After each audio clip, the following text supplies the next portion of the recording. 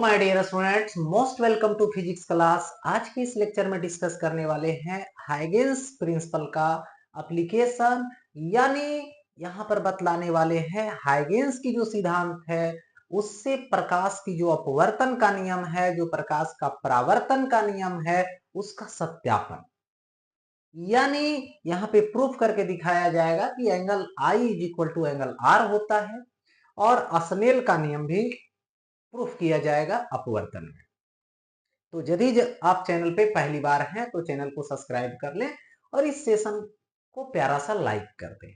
चलते हैं हाइगेंस के प्रिंसिपल से, यानी हाइगेंस के सिद्धांत का उपयोग करके जो प्रकाश का परावर्तन का नियम है और प्रकाश का अपवर्तन का नियम है उसको सत्यापन करने के लिए। तो सबसे पहले यहाँ पे बता दूं कि जो हाइगेंस का सिद्धांत है वो किस पर आधारित है, तो बोलना है तरंगाग्र पर आधारित है। तो यहाँ पे जो यूज करने वाले हैं हाइगेंस का सिद्धांत, उसमें समतल तरंगाग्र का हेल्प लेंगे और समतल तरंगाग्र का परावर्तन दिखलाएंगे और अपवर्तन दिखलाएंगे और उससे यहाँ पर नियम को सत्यापित करेंगे। तो सबसे पहले आता है समतल तरंगों का परावर्तन, यानी अभी जो बतलाने वाले हैं इस टॉपिक में वो बतलाने वाले हैं कि angle I is equal to R आया कैसे, यानी एंगल आई बराबर आर हुआ कैसे, यानी आपतन कोण बराबर परावर्तन कोण कैसे प्रूफ होता है, साबित होता है, उसी की बात करने वाले हैं। तो सबसे पहले यहां पर हमने लिया क्या, एक जो है यहाँ पे समतल सतह लिया, जो समतल परावर्तक सतह है, यानी समतल परावर्तक सतह है जिस सतह का नाम है एम एन, यही समतल परावर्तक सतह है। इस सतह पर समतल तरंगाग्र आपतित हो रहा है, तो यहां पर समतल तरंगाग्र क्या है, आपतित हुआ। ठीक है, यानी लिख सकते हैं माना कि ए बी, यानी देखिए ए यहां है और बी यहां है, ए बी समतल तरंगाग्र परावर्तक सतह एम एन पर आपतित हो रहा है। अब देखिए इस सतह पर हमने क्या किया, लंब डाल दिया ऐसे, और इस कोण का नाम रखा आपतन कोण आई, और अब यहां से परावर्तन होने वाला है, यानी ये देखो ये क्या हो गया, परावर्तित हो गया, यानी परावर्तित हो गया ऐसे। तो ये हो गया परावर्तक, यानी परावर्तित समतल तरंगाग्र।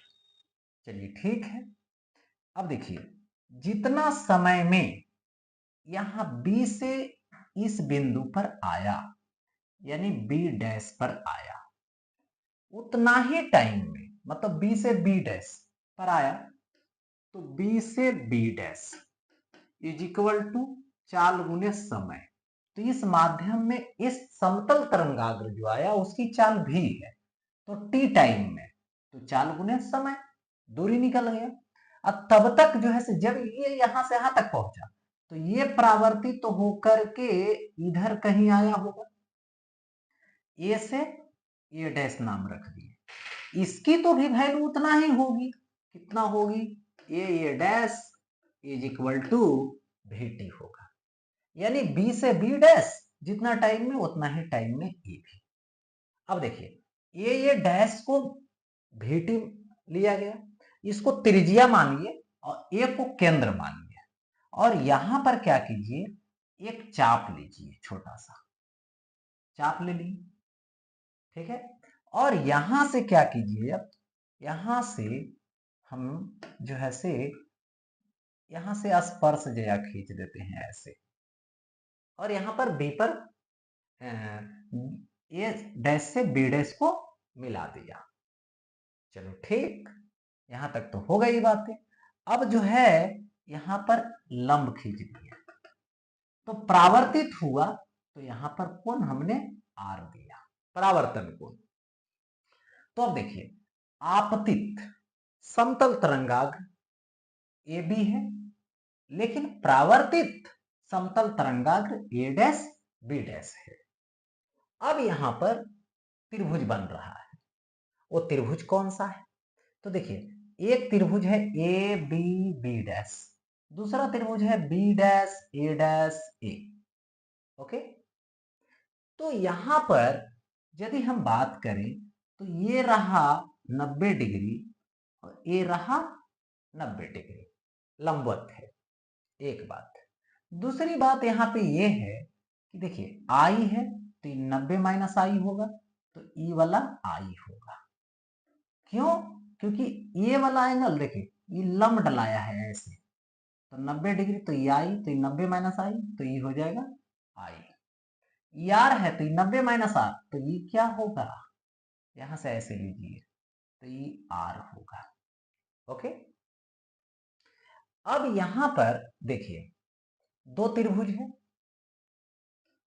त्रिभुज A B B dash, A B B dash और त्रिभुज B dash A dash A, B dash A dash A में चलना है मुझे।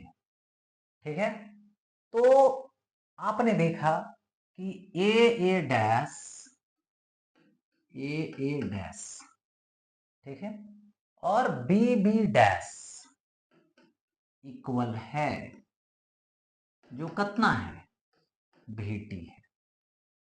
Okay, A B dash, A B dash त्रिभुज इसमें भी है और त्रिभुज इसमें भी है, यानी यहां पर ए बी डैश उभयनिष्ठ, उभयनिष्ठ लगा दो, उभयनिष्ठ है।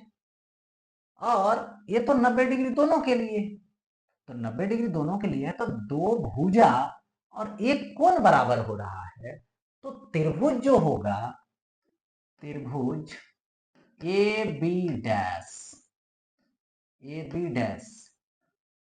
सर्वांगसम होगा।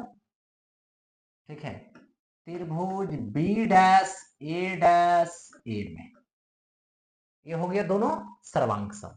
और जब सर्वांगसम हो जाता है मतलब सभी अंग बराबर हो जाता है, और जब सभी अंग बराबर हो गया तो ये दोनों कोण भी बराबर हो जाएगा।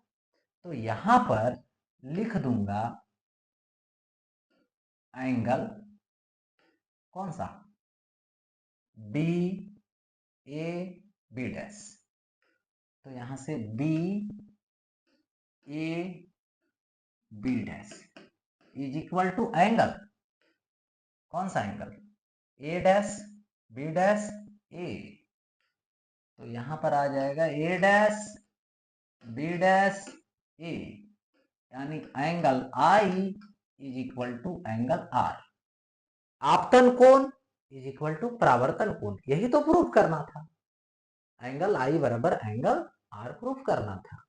तो पहली बात तो यहां पर ये आया, आपतित समतल तरंगाग्र ए बी और प्रावर्तित समतल तरंगाग्र ए डैश बी डैश और आपतन बिंदु पर खींचा गया अभिलंब, तीनों एक ही समतल में है। ओके, और आपतन कोण बराबर परावर्तन कोण, यही तो परावर्तन का नियम है, इसी को हमें क्या करना था, प्रूफ करना था। चलिए, ये तो हो गया। अब देखो आगे बढ़ता हूं, अब आता है समतल तरंगों का अपवर्तन। अब यहां पे देखिए, समतल तरंगों का अपवर्तन होता कैसे है। ठीक है, तो देखिए, इसमें क्या होता है, दो माध्यम लेनी है, एक माध्यम से दूसरे माध्यम में प्रकाश जाएगी, यानी यहाँ पे समतल तरंगाग्र जाएगी, प्रकाश जो है तरंगाग्र के रूप में जाएगी। ठीक है, तो यहां पर हमने दो माध्यम ले रखा है, दो माध्यम कौन कौन सा है ये देख लो, ये बाउंड्री लाइन है, यहां पर माध्यम दो हो गया, एक माध्यम इधर ले लीजिए, ये पहली वाली माध्यम है यानी फर्स्ट है, तो इसका अपवर्तनांक μ1 होगा जो C/V1 होगा, यानी इसमें प्रकाश की जो चाल है, जो तरंगाग्र की चाल है, वो v1 है। ये दूसरी माध्यम है सेकेंड, इसका अपवर्तनांक μ2 है, जो c/v2 है। ठीक है। अब देखिए यहां पर समतल तरंगाग्र इस माध्यम से इस माध्यम में आ रही है, तो समतल तरंगाग्र यहां से ऐसे आ रही है। ओके, समतल तरंगाग्र आ रही है। तो यहां पर हमने क्या किया, आपतन बिंदु पर लंब ड्रा कर दिया, हो गया। और इस कोण का नाम रखा आई, माने आपतन कोण। और अब देखिए यहां पर एक बिंदु दिया ए, और यहां से हमने ऐसे देखिए इसका नाम रखा ए बी, आने वाली तरंगाग्र को। अब इसमें क्या होगा, अपवर्तन होने वाला है, तो यहां से ऐसे अपवर्तन हो गया, यहां से ऐसे अपवर्तन हो गया। ठीक है। अब देखिए ये B से B डैश पे आया, और ए वाला आएगा इधर कहीं, ए से ए डैश पे। ठीक है। अब यहां पर हमने ये ड्रा कर दिया ऐसे। तो देखिए ये नॉर्मल की ओर मुड़ा है, इसका मतलब है कि ये क्या है, विरल है और ये सघन है। यदि नॉर्मल से दूर हटता तो ये सघन होता, ये विरल होता। अब यहां पर बात है कि जो सघन माध्यम में चौड़ाई होगी वो ज्यादा होगी, और विरल माध्यम में चौड़ाई कम होगा। इसलिए जब विरल से सघन में प्रवेश करती है तो चौड़ाई बढ़ जाता है तरंगाग्र की, और जब सघन से विरल में जाती है तो चौड़ाई घट जाता है तरंगाग्र की। ओके, चलो यहां तक तो बात हो गई। अब देखिए यहां पर क्या है, आपतित समतल तरंगाग्र, अपवर्तित समतल तरंगाग्र और खींचा गया अभिलंब, तीनों एक ही समतल में होगा। चलो यहां तक तो ठीक है। अब आगे बात आती है, देखिए ये वाला जो कोण होगा आई है, ये 90 माइनस आई होगा, तो ये वाला आई होगा। ई जो है अपवर्तन कोण मान लीजिए आर, आर है तो ये 90 माइनस आर, तो ई वाला होगा आर। हो गया ऐसा। अब देखिए बारी बारी से बोलो, इस त्रिभुज और इस त्रिभुज में चलिएगा, उससे पहले देखिए बी से बी डैश तक पहुंचने में जो टाइम लगेगा वही टाइम ए से ए डैश तक आने में लगेगा। यानी यदि मैं बोलूं ए से ए डैश, तो कितना स्पीड से, v2 से। ठीक है, v2 से हुआ कितना टाइम में, टी टाइम। उसी तरह से b से b डैश कितना से, v1 से कितना टाइम में, टी टाइम में। हो गया ऐसा। अब ये दोनों त्रिभुज में, इस त्रिभुज में साइन आई ले लीजिए, sine I is equal to लंब बटे कर्ण, तो ये आएगा B B dash by A B dash, by A B dash होगी। उसी तरह से यदि हम साइन आर ले लें तो साइन आर क्या होगा, लंब बटे कर्ण होगा, इसमें लंब बटे कर्ण तो इसमें भी लंब बटे कर्ण, ए डैश और बाई यहां पर ए B dash.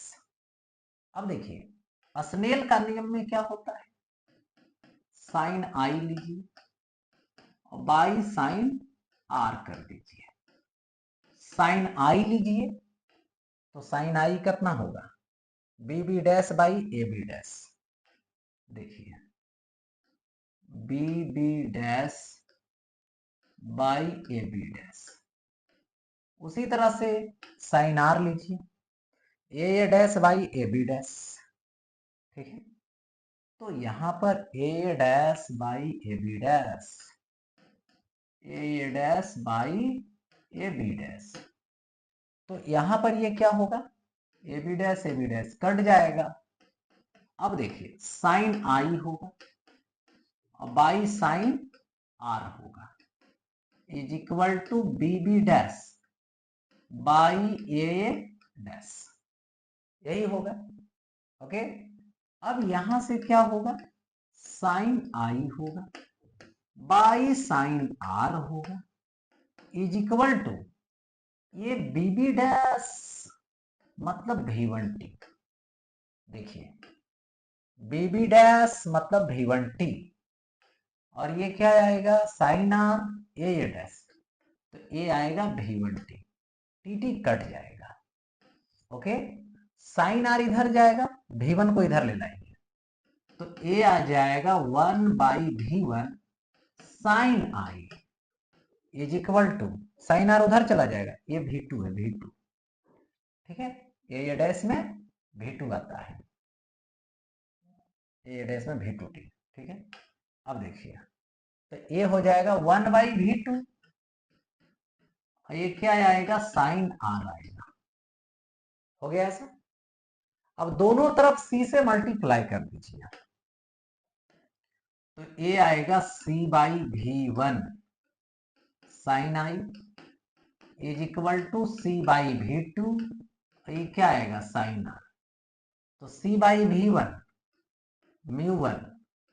म्यू1 sine I is equal to mu sine r, यही आ जाएगा। यानी mu sine I is equal to mu sine r, यही तो है स्नेल का नियम, यही तो जो है रिफ्रैक्शन में पढ़नी है, प्रकाश का अपवर्तन में पढ़नी है। ओके, तो ये हो गया यहां पर प्रूफ।